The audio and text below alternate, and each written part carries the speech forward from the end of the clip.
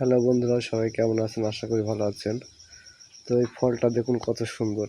এটা কিন্তু আতা ফল। কি সুন্দর চকচক করছে। আতাটা কিন্তু অনেক সুন্দর দেখতে।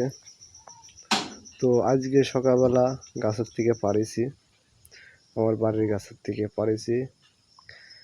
তো আসলে একজনের দেওয়ার জন্য মেন উদ্দেশ্য ছিল না বলতে, মনের মধ্যে উদ্দেশ্য আছে যে তাকে দেব।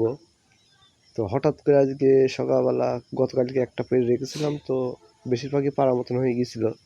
তো আমি পারি নাই। তো গতকাল রাত্রে আপনার প্রচুর দেখছি পেকে গিয়েছে। তো পাখিতে অনেক খেয়েছে।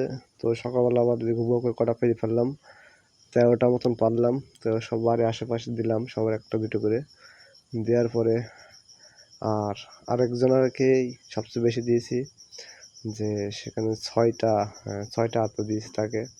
কারণ আমার মতনও কিন্তু আতা খুবই ফেভারিট তারও, ওই জন্য আমি তাকে গিফট করেছি।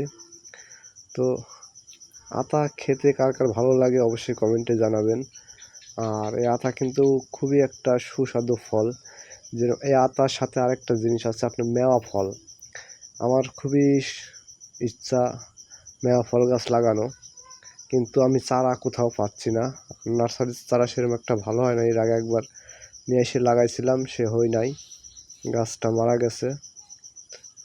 সেরকম একটা সুস্বাদু চারা ছিল না জানা মতে। তো যাই হোক, আপনাদের কার কার ভালো লাগে আতা খাতি অবশ্যই কমেন্টে জানাবেন।